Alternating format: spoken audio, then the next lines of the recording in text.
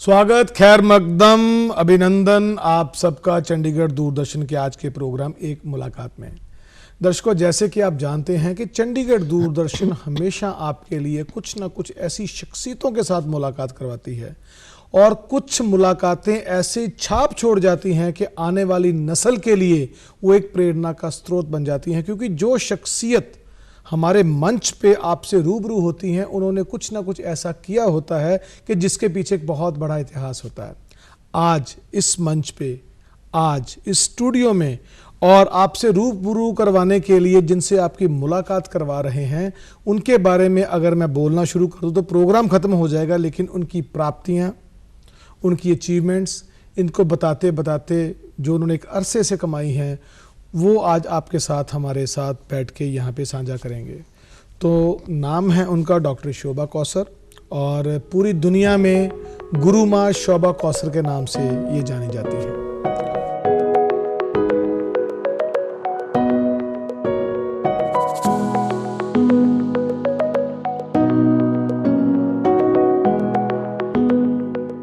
गुरु माँ, नृत्यांगना, अनुशासन प्रिय और ना जाने किस किस तरह के इनके स्वभाव में छुपी हुई वो, जैसे कहते हैं ना कि संगीत में श्रुतियाँ छुपी होती हैं, ऐसे इनके स्वभाव में छोटी छोटी ऐसी ऐसी खूबियाँ छुपी हैं जो आज इनसे बातचीत करके आपके समक्ष रखेंगे। बहुत बहुत स्वागत डॉक्टर साहब आपका।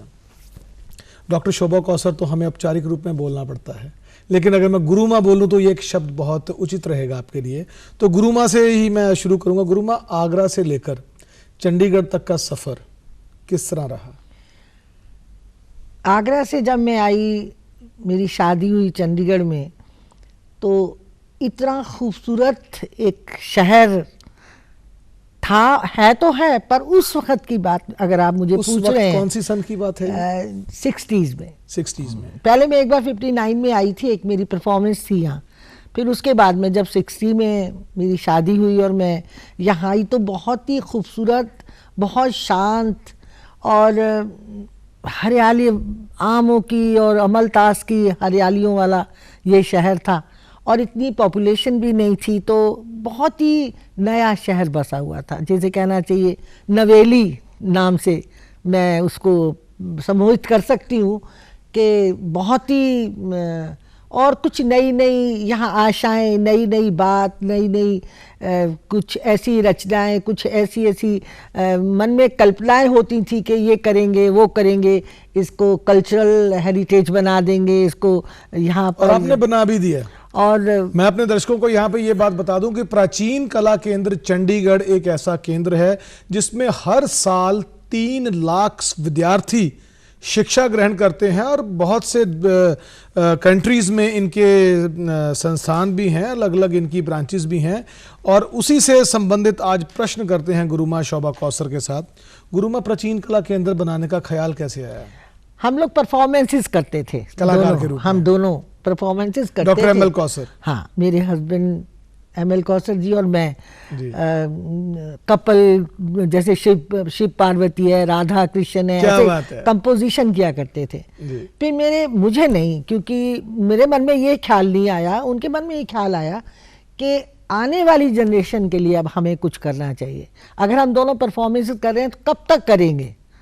तो हमें कुछ ऐसा सॉलिड काम करें जो हमारी पीढ़ियां हैं उनको कुछ फायदा हो। अच्छा, एक चीज़ यहाँ पे बड़ी, मैंने एक बार पिछली आज से 20 साल पहले भी आपकी इंटरव्यू की थी दूरदर्शन जलंधर के लिए, उस टाइम डीडी पंजाबी के लिए। तब आपने मेरे को एक बात बोली थी कि मैं चाहती थी कि मैं घर बनाना चाहती हूँ, क्योंकि एक औरत का पहला स्वभाव होता है कि मैं घर बनाना चाहती हूँ। और स्वर्गीय गुरु एम एल कौसर साहब कहते थे कि मैंने केंद्र बनाना है।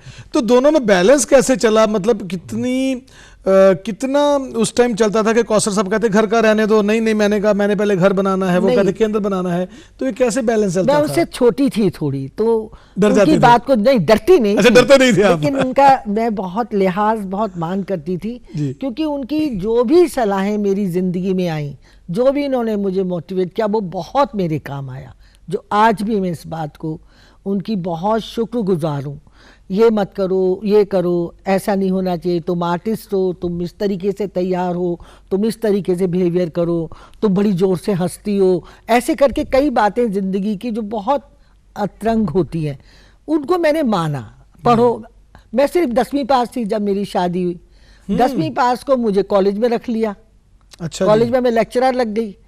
फिर वो प्रेप शुरू हुआ, फिर बीए फर्स्ट ईयर, फिर सेकंड ईयर, थर्ड ईयर शुरू हो गया। तो फिर उन्होंने कहा शोभा तुम्हारे बच्चे जो स्टूडेंट हैं वो तुमसे आगे जा रहे हैं, कल को कोई पोस्ट निकलेगी तो वो उसको देखेंगे, तुम पढ़ना शुरू करो। मैंने पढ़ना शुरू कर दिया, इंटर किया, बीए किया, एमए किया, पीएचडी की।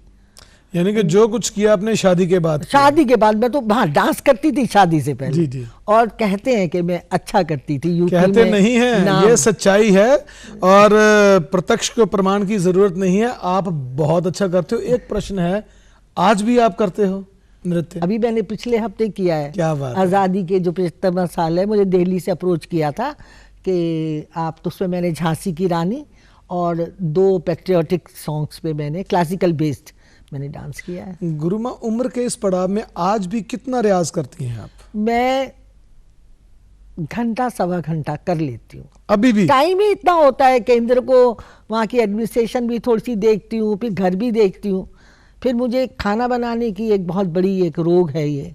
अच्छा मैं जी। किचन नहीं छोड़ सकती, वो फिर वो तो- भी करती हूँ, फिर आया वो गया तो भी हमें करती भी एक बात, मैं आज से को 17 साल पहले बैठा था केंद्र में, तो कुछ कलाकारों ने जाना था, तो आपने कहा कि अच्छा उन्होंने रास्ते में खाना क्यों खाना है, मैंने घर में कुछ बनाया ना, पैक करके दे देती हूँ मैं। बस। तो ये तो स्वभाव आपका शुरू से रहा। हूँ। ये बहुत तो पूरे अच्छा है। हिंदुस्तान में मशहूर है। मशहूर है कि खाना चंडीगढ़ में जाना है तो होटल का खाना नहीं खाना। कौसर साहब होटल में रखवा दीजिए हम लोगों को, लेकिन हम लोग खाना शोभा कौसर जी के हाथ कोई में भी खाएंगे। कलाकार हो। आज उन कलाकारों को किस रूप में आप देखते हैं जो बहुत बहुत बड़े नाम बन चुके हैं और जिनका संबंध डायरेक्ट प्राचीन कला केंद्र से है? बहुत अच्छे हैं, कितना आगे तरक्की।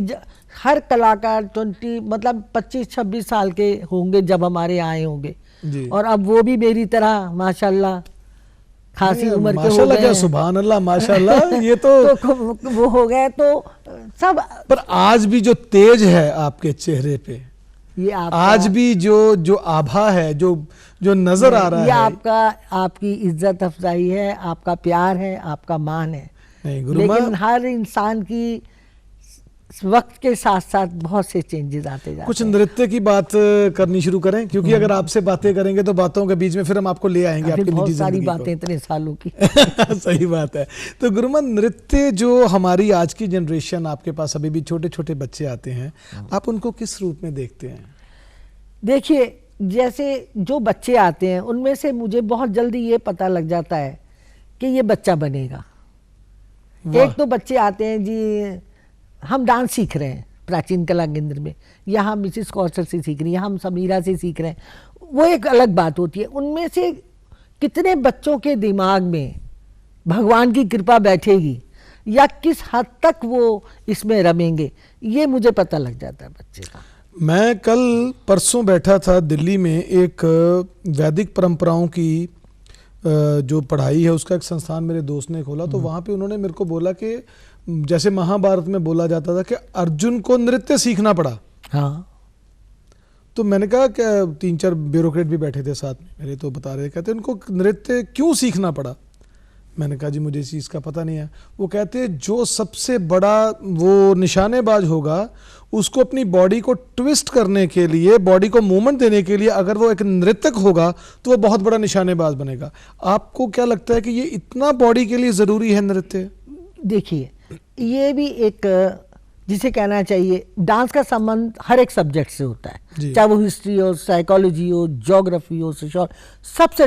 लेकिन जो एक ज्योमेट्री है उससे सबसे बड़ा रिलेशन डांस का मैथमेटिक्स है पूरा इसमें, मैथमेटिक्स है। क्योंकि गायन में प्रैक्टिकल में मैथमेटिक्स है, जहाँ लयकारी की बात है जी वो मैथमेटिक्स है, लेकिन जहाँ डांस की बात है वो रेखा गणित है, क्या बात है। ज्योमेट्री है।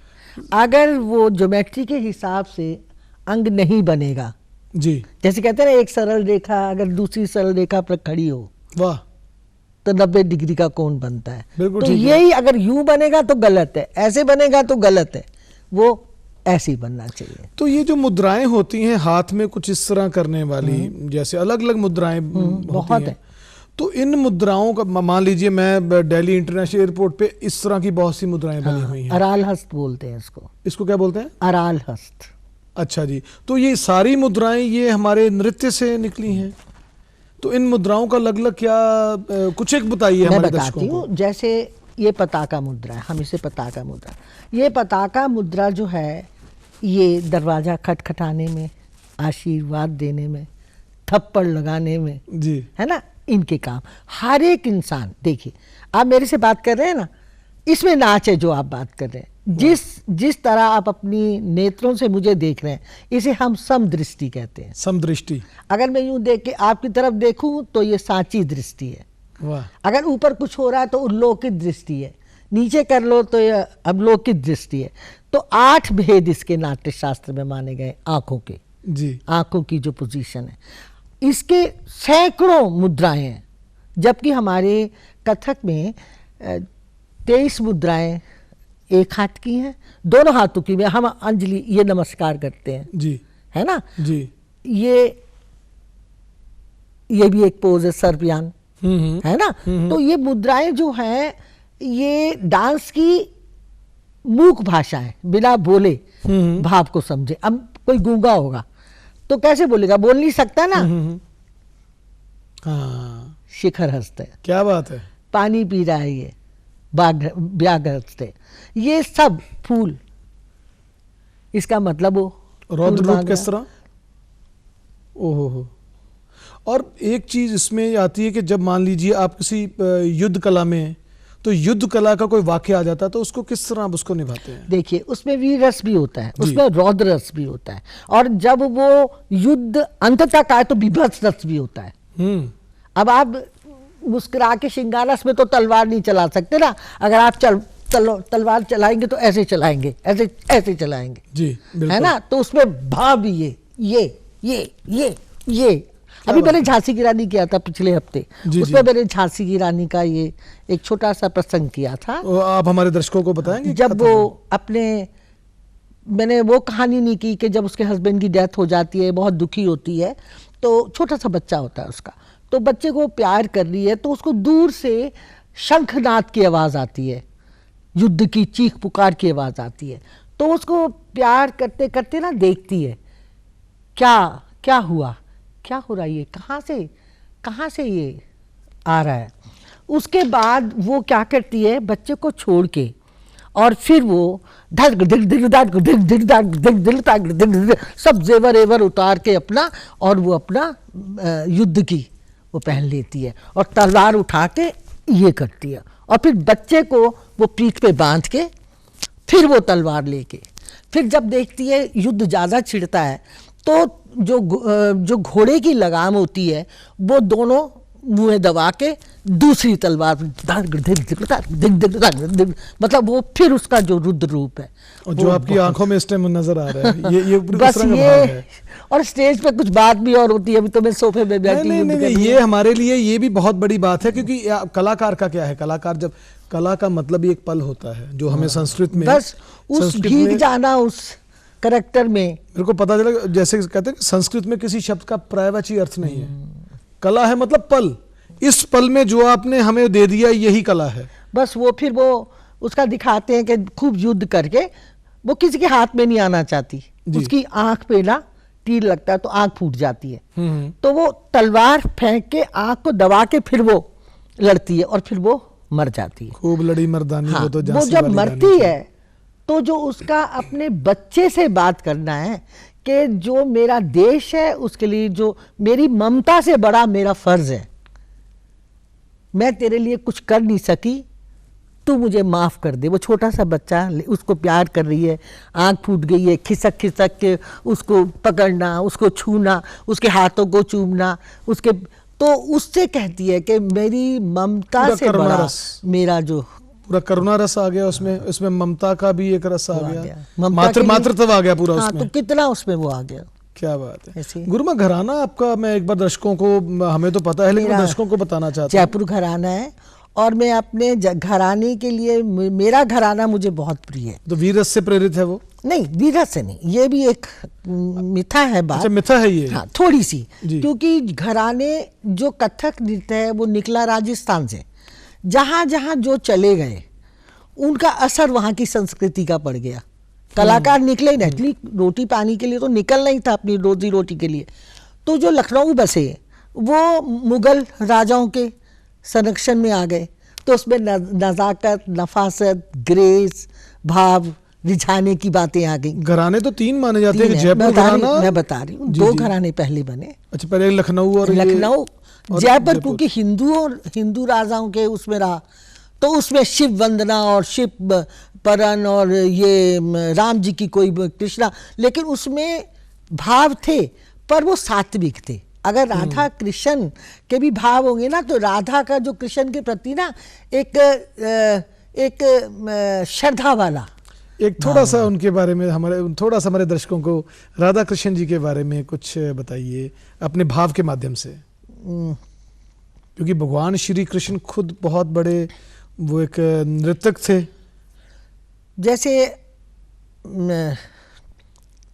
हाँ, एक पहले मैं आपको एक भाव फिर गा के एक लाइन पे बताऊंगी राधा कृष्ण की भावना का। उससे पहले मैं आपको एक थोड़ा सा एक कविता सुनाती हूँ। जी, कविता। जयपुर घराने के गुरुजन लोगों ने भगवान कृष्ण की बड़ी बड़ी कथाओं को ना एक तोड़ों में, कवितों में बांध दिया।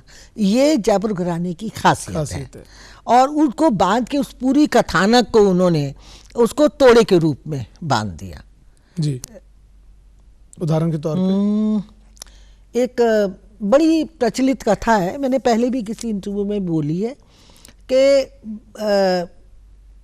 जमुना नदी में नाग ने, शेष नाग रहते, अब वो सबको बड़ा जहर फैला रहे थे और मथुरा में और सब जगह ब्रिज में वो जहर फैल रहा था, लोग मर रहे थे, दुखी थे, डरते थे, पानी नहीं भरने जाते थे जमुना में। तो उन्होंने रचना, एक कृष्ण भगवान ने उसको अपने काबू में करने के लिए वो गेंद खेली किनारे पे और गेंद फेंक दी और फिर वो उसमें कूद गए और कूद के फिर उसके मतलब फन पे उन्होंने नृत्य किया था। इसी कहानी को मेरे दादा गुरुजी गुरु नारायण प्रसाद जी ने उसको किया। गेंद खेलत हिरत फिर तत करत चल बल काली दे में कूद गए, मार गोता नाग जी के पास। जब तक पहुंच गए, नागनी उसे कहने लाग, उठाओ नाग देव को, नागनी चमक उठी तुम हो बाल गोपाल लाल, हमको हाथे है तरस तुम पर। हंसते हंसते कृष्ण बोले, नागनाथन आयो में। नाग जी जब उठ के देखे, क्रोध से मारी फुकार, सदन फुंकार की जब गूंज धूनी छा गई। कृष्ण जी तब नील वर्णन में लगे दो युद्ध करने, झटक जल झट पटक पटक। नाग जिली को नाथ लियो, नाथ के जब खींच के ले आए जमुना धार में। फनन पर चरण धर दादी दादी तो ताम तत थे निरत तत करन लाग। सावरे गोपाल ला थर नागनी काप उठ चरण नन पर प्रभु के विनती कर कहने लगी, अभु जानो तुम हो कृष्ण अवतार प्रभु, हमको दियो सुहाग लाल। नागनी की टेर सुनकर नाग जी को दे दियो। भूमि ब्रिज में धूम मच गई, कृष्ण जय कार मच गई, नंद बाबाल मगन भय। जब माँ जशोदा करत आत, मोतियन के थाल भर भर देत नारायण को, और गुण प्रभु के गाय गाय के नाच नाच। मगन भय भय मगन भय भय मगन भय भय नारायण जब मगन भय, मगन भय भय मगन भय भय नारायण जब मगन भय, मगन भय भय मगन भय भय नारायण जब।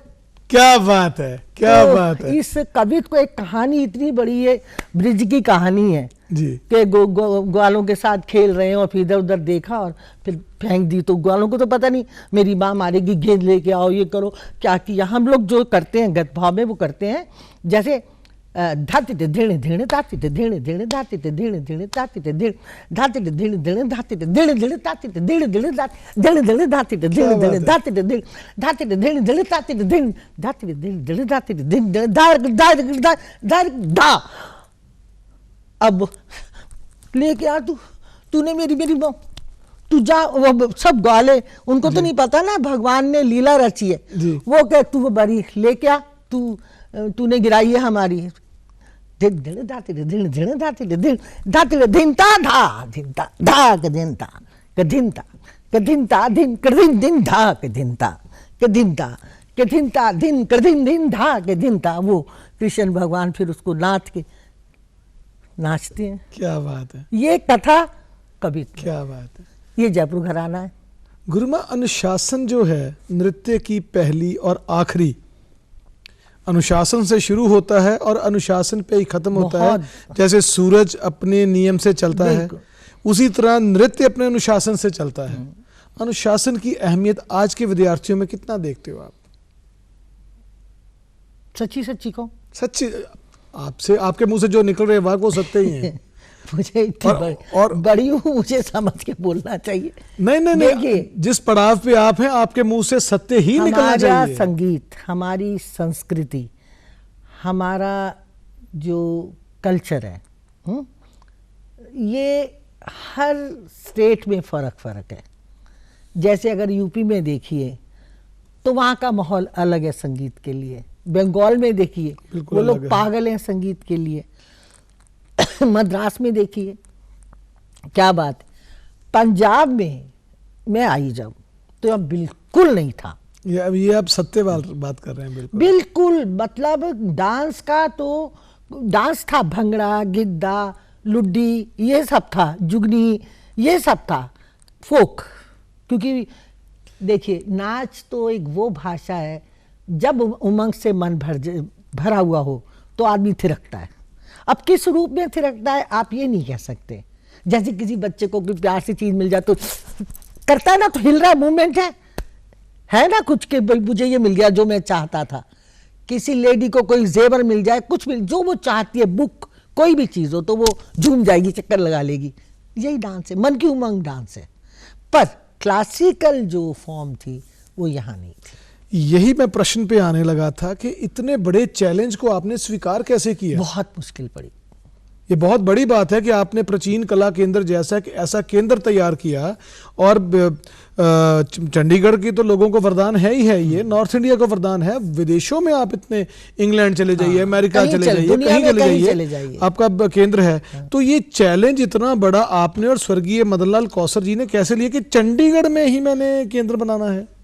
और हमारे लिए तो बहुत सौभाग्य की बात है। तो शिमला में जब चंडीगढ़ स्टैब्लिश हो गया तो जब से शिमला में करते थे? पहले हम शिमला में रहे। ठीक है जी। फिर जब चंडीगढ़ तो यहाँ के CPN सिंह साहब गवर्नर होते थे यहाँ पर, तो उन्होंने बुला लिया यहाँ पर। फिर जब वो आ गए, फिर कैरों साहब वगैरह, ये सब कैरों साहब ने बहुत किया हमारे लिए, बहुत प्यार करते थे, हमें बहुत प्यार करते थे। आपने जिक्र भी किया था कि आप लोग जब कभी खाना उनके पास खाने जाते थे तो आप अपने साइकिल पे और कौसर साहब, हाँ, साइकिल पे ही जाते थे। उस तरह की जिंदगी किस तरह की थी, मतलब थोड़ा सा बताएंगे? थोड़ा सा हमारे दर्शकों को। नहीं, जिंदगी क्या थी, एक उड़ान थी, एक सपने देखते थे, ये करेंगे वो करेंगे, वो धीरे धीरे होते गए सपने। अब कौशल साहब के मन में ये था कि मैं केंद्र की बिल्डिंग बनाऊं जहां सारे आके। मेरे मन में ये था कि पहले हम छोटा सा अपना घर बना ले। बच्चे हो गए थे, मेरा बेटा हो गया था सजल, तो छोटा सा अपना घर बनाएंगे तो वो उनके लिए वो शेल्टर हो गई, उसके बाद हम केंद्र बनाएंगे। और मैं ये नहीं चाहती थी कि केंद्र बन रहा और मेरा घर बने तो एक ईंट भी वहां से आके मेरे घर में लगे। वाह, ये मेरी एक सबसे बड़ी कसम थी। तो बतौर अध्यापिका मैं बना सकती थी बाद में, केंद्र बन जाता तो बहुत कुछ आ जाता, लग जाता, बन जाता, लेकिन मैंने पहले घर बनाया। मैंने देखा कौसर साहब ने मोहाली में बहुत बड़ा केंद्र बनाया हुआ है। वो तो इतना बड़ा केंद्र है। कैलकाटा में केंद्र, लुधियाना में बनाया हुआ केंद्र बहुत बड़ा, आपकी बेटियां चला रही है उसको। तो गुरुमा, ये जब आप अध्यापन करते थे, जब पढ़ाने जाते थे, तो तब मतलब एक बहुत बड़ा एक प्रोटोकॉल भी साथ जाता था आपका कि डॉक्टर शोभा कौसर। डॉक्टर तो बाद में बनी हूँ। अच्छा, बाद में बने हैं अभी? अच्छा, अभी बने हैं। पीएचडी करो वाली बात थी। वो बात थी। तो एक इतना बड़ा प्रोटोकॉल जाने के बाद भी आपके बारे में कुछ पुराने, मैंने विद्यार्थी हूँ, आपके विद्यार्थी बहुत अच्छी प्रोफेसर हैं वो, मैंने उनसे भी, उनकी भी मैंने इंटरव्यू की टीवी पे, तो वो कहते थे कि आपको दीदी कहते थे। वो अभी भी दीदी कहते हैं सब हिंदुस्तान वो दीदी कहते थे, माँ लगा दिया कहीं से। तो कहते कि हमें कभी लगता ही नहीं था कि दीदी मदन लाल कौसर, मतलब गुरु मदन लाल कौसर से तो बात करने के लिए कतारें लगी होती थी, बात करने के लिए पहले सोचना पड़ता कि बात क्या करें उनके साथ। तो दीदी का स्वभाव एक बहुत ही शांत, मिलनसार और बड़ा ही एक डाउन टू अर्थ था। तो मतलब ये एक कलाकार का रूप था उसमें, या आप क्या मूल्यांकन, कई बार आज उम्र के इस पड़ाव में अपना आदमी मूल्यांकन करता है, तो आप मूल्यांकन क्या करते हैं अपनी जिंदगी का? मैं ये करती हूँ, अब जो मेरे मन की जो स्थिति है, अब मैं हर युवा उभरते कलाकार को या जो टैलेंट रखता है, मैं चाहती हूँ कि वो आगे बढ़े और मैं उनके लिए काम करती हूँ। तो शुरू से ही कर रहे हैं आप? नहीं, अब ज्यादा मेरे को कुछ लग रहा है, क्योंकि उनको मंच नहीं मिल रहा, उनको अपॉर्चुनिटी नहीं मिल रही, उनको अच्छा गुरु नहीं मिल रहा है। हाँ। तो मैं हर कोशिश में ये हूँ कि प्राचीन कला केंद्र में अच्छी से अच्छी ट्रेनिंग हो, अच्छे से अच्छे गुरु हो वहाँ, जो सिखाएं, जो समर्पण से सिखाएं। ये त्रासदी तो मैं देख रहा हूँ काफ़ी सालों से, क्योंकि अगर आप अमृतसर चले जाएं गवर्नमेंट कॉलेज में तो डांस डिपार्टमेंट में बच्चे नहीं हैं। अगर आप कन्या महाविद्यालय जलंधर का देख लें या APJ college of fine arts देख लें, ना जाने कितने ऐसे इंस्टीट्यूट्स हैं अलग अलग, चाहे सरकारी है चाहे गैर सरकारी है, वहाँ पे शास्त्रीय नृत्य की बहुत कमी आ रही है बच्चों की। लेकिन सब्जेक्ट तो है ना, सब्जेक्ट है, लेकिन इसमें एक चीज है ना, अब ये डिपेंड करता है कि वहाँ के स्टाफ के ऊपर, देखिए डेडिकेशन पर। नृत्य जहाँ होगा वहाँ गायन का भी डिपार्टमेंट होगा और वादन का भी होगा, क्योंकि नृत्य ही एक ऐसा विषय है जिसमें गायन और वादन दोनों चलते हैं। तो ये एक मतलब एक क्या समस्या है, क्या लेक्चर सही डिलीवर नहीं हो रहा या बच्चे उसको एक्सेप्ट नहीं कर पा रहे? चेतन जी, दो बातें जी। पहली बात तो फ्यूचर नहीं दिख रहा, पोस्ट नहीं निकल रहे जी। जहां पे 4 लेक्चरर होनी चाहिए, 5 होनी चाहिए, वहां 2, बीए से लेकर एमए तक 2 लेक्चरर। कितने पीरियड बनते हैं जी? एक तो पोस्ट नहीं दे रहे, गवर्नमेंट नहीं निकाल रही है पोस्ट जी, और एक जब पोस्ट नहीं निकल रही है, पार्ट टाइम लोग काम कर रहे हैं, तो वो इतनी मेहनत भी नहीं कर रहे। मेरे हिसाब से अभी भी मेरी हर शाम रियाज में गुजरती है, अभी भी मैं जा सकती हूँ 17, मैं वेल ऑफ हूँ, मेरे पास पैसे हैं, सब कुछ है, कार है, सब है, पर वो शाम मेरी रियाज में गुजरती है, कंपोजिशन में गुजरती है। अगर मेरे आर्टिस्ट नहीं आते हैं तो मैं टीवी लगा के वो भजन राम जी का, और उनका बड़े सुंदर भजन है इनके, लता जी, और उनपे हर ताल आती है, भीमसेन जोशी जी का। आप श्री रामचंद्र कृपाल भजमन, हाँ। अगर आप थोड़ा सा हमारे दर्शकों को करके दिखा दें, तो, या ठुमक चलता रामचंद्र बाजत पैंजनी है। मैंने समीरा मैडम से, आपकी बहू, उनसे भी यही मैंने किया था कि आप जरा कुछ इनके बारे में बताएं, तो भगवान राम का कोई भाव, उनके बचपन का, उनके बाल्यकाल का उन्होंने बताया। उन्होंने ठुमक चलत रामचंद्र बताया, तो मैं चाह रहा था कि श्री रामचंद्र कृपाल भजमन, उसके बारे में बता देती हूँ। तो वो मतलब इसलिए बच्चों में इंटरेस्ट कम हो रहा है, फ्यूचर है ही नहीं। कुछ बच्चे हैं जो सच्ची आर्टिस्ट बन सकते हैं, वो वो उनका क्या है कि घरों में उन्होंने, बच्चों ने क्लास खोल ली। अब देखिए अर्निंग तो चाहिए ना। अब अगर 22 साल की 23 साल की बेटी हो जाए तो वो जो यही सोचती है ना कि मैं पेरेंट्स से ना लूँ, अब मुझे एमए करा दिया, अब मैं मतलब अपना कमाऊँ, अपना खर्चा चलाऊँ, तो इसलिए भी कुछ थोड़ा सा वो। तो क्योंकि समय की कमी है, तो मैं जाते जाते वो आपसे वो सुनना जरूर चाहता हूँ कि भगवान श्री रामचंद्र के बाल्यकाल का या भगवान श्री रामचंद्र के मर्यादा पुरुषोत्तम भाव का कुछ हमारे दर्शकों को अपने भावों से प्रस्तुत कीजिए। श्री रामचंद्र कृपाल भज मन हरण भव भय दारुणम। श्री रामचंद्र कृपाल भज मन हरण भव भय दारुणम। श्री रामचंद्र कृपाल भज मन हरण भव भय दारुणम। नव कंज लोचन कंज मुख कर कंज पद कंज, जिनके नेत्र कमल के समान है। नव कंज लोचन आंखें हैं, कंज मुख कमल के समान, जिन खिले कमल के समान जिनका चेहरा है, जिनके हाथ कमल हैं, जिनके पैर कमल हैं, उनका वर्णन है, उनके सौंदर्य का वर्णन है। नव कंज लोचन कंज मुख कर कंज पद कंजाबरम श्री राम चंद्र कृपाल भज मन हरण भव भय दारुणम। और कंदर्प कंदर्प अगणित अमित छवि नवनील नीरद सुंदर। कितने राजाओं में कंदर्प अगणित, उनमें एक अलग छवि है, जिनका शरीर, जिनका वर्ण नील नीरद सुंदरम। कंदर्प अगणित अमित छवि नवनील नीरद सुंदरम। पटपीत मानहु तड़ित रुचि शुचि नौमि जनक सुतावरम। पटपीत मानहु तड़ित रुचि शुचि नौमि जनक सुतावरम। श्री राम। आपको सादर प्रणाम, आपके चरणों में प्रणाम, आपके चरणों में वंदन। सौभाग्य हमारा कि दूरदर्शन आपकी आज की इस प्रस्तुति को हमेशा हमेशा के लिए अपने दर्शकों के लिए लेकर जाता रहेगा। ये जो आपने आज समय निकाला और आशीर्वाद के रूप में आपका एक एक शब्द कई कई सालों की मेहनत के पीछे छुपे हुए इतिहास का वर्णन करता है। आप हमारे मंच पे आए, हमारे स्टूडियो में आए।